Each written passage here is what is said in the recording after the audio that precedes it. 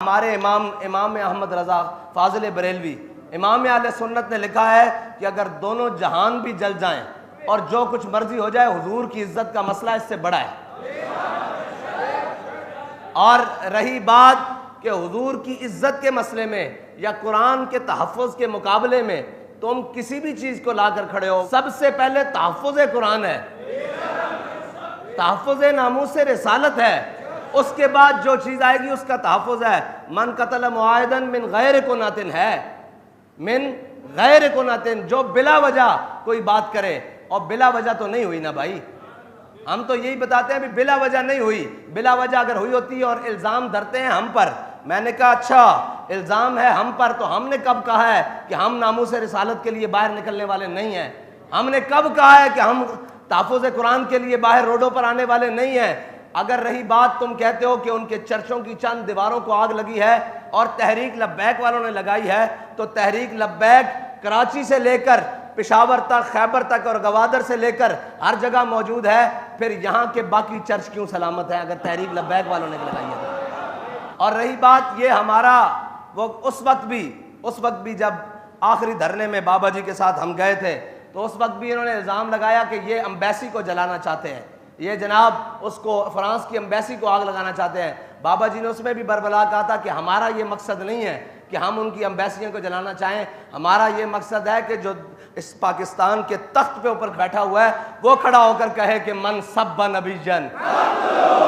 हमारी तो लड़ाई उस शख्स के साथ है, हमारी लड़ाई उन अक़लियतों के साथ नहीं है कि जो बग़ैर किसी वजह के और जनाब अपने हुदूद में रहते हुए पाकिस्तान के अंदर रह रही हैं। वो तो सुबह शाम हमारे आगे पीछे, ये जनाब इकबाल टाउन जाओ, ये हमारी गलियों में सुबह शाम फिर रहे हैं, उन्हें हमसे कोई मसला नहीं और हमें उनसे कोई मसला नहीं। लेकिन जब बात नामूस रिसालत की आ जाए और बात कुरान की आ जाए, तो फिर हमें हर उससे मसला है। तुम तो अक़लियत को रोते हो ना, अगर वो कलमा गो भी हो तो उसका अंजाम वही है।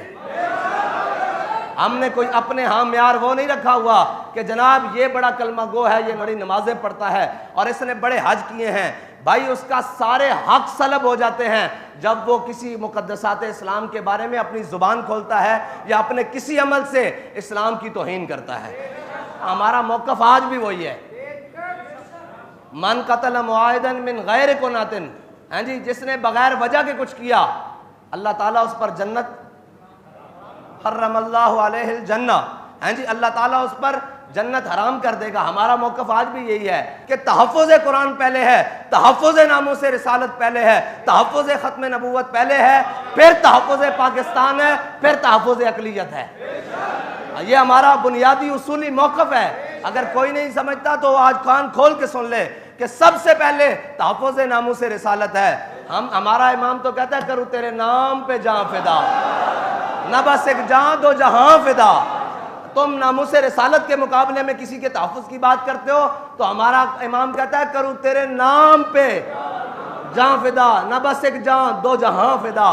कहा एक तरफ दोनों जहान खड़े हो या रसूलल्लाह, एक तरफ आपका नामे नामी हो, हम दोनों जहान आपके नाम पर वारने के लिए तैयार हैं। ये सिर्फ ये बात नहीं है, सिर्फ पाकिस्तान का नहीं, पूरे आलम का अगर अमन कायम हो सकता है तो वो एक ही बात से कायम हो सकता है कि सारी दुनिया हमारे आका मौला सल्लल्लाहु ताला अलैहि वसल्लम की इज्जत करना सीखे। बस अगर कोई चाहता है अमन कायम हो, मैंने कहा अमन एक ही सूरत में कायम हो सकता है कि क्यों भौंकते हैं वो, उनकी जुर्रत कैसे है कि वो हमारे कुरान के बारे में बात करें, वो हमारे इस्लाम के बारे में बात करें। आज तक तुमने किसी एक गुस्ताख को करार वाकई सजा दी होती तो किसी की जुर्रत ना होती कि ये गुस्ताखी करता। लेकिन मसला ये है कि तुम खुद भी उनके साथ खड़े हो जाते हो नामूस रिसालत के मुकाबले में, क्योंकि मुसलमान की एक ही रेड लाइन है, वो है 295 सी। जब बात उस पर आ जाए फिर तो ये क्या है, दोनों जहानों को भी आग लग जाए हम इसकी परवाह नहीं करते। इसलिए क्योंकि हमारे इमाम ने कहा है करूँ तेरे नाम पे जान फिदा, ना बस एक जान दो जहां फिदा, और दो जहां से भी कहा हुजूर आपके नाम के मुकाबले में ये दोनों जहान भी हों तो हमें इससे परवाह नहीं है, और दो जहां से भी नहीं जी भरा, करूं क्या करोड़ों जहां नहीं। ये है हमारा अकीदा और ये हमारी बात। वो सुन रहा था मैं इंटरव्यू, उसने कहा कि हम जब से पाकिस्तान बना है या जब से यहाँ आकर आबाद हुए हैं आज तक हमें कभी मसला नहीं बना। तो इसका मतलब है मसला तो उनको कभी नहीं हुआ इस मुसलमानों से, अगर मसला होता तो वो ये शिकायत करते कि जी ये में हमें तो आए रोज़ तंग करते हैं, आज इनको बहाना मिल गया। उसने कहा नहीं, जब से हम बस रहे हैं हमारे यहाँ कोई मसाइल नहीं है, उनकी खुशियों में हम जाते हैं और वो हमारी खुशियों में शरीक होते हैं, उठते हैं, बैठते हैं, हमारे यहाँ कभी मसला नहीं हुआ। आज ये वाक़या हुआ है तो अपने भी बेगाने हो गए हैं।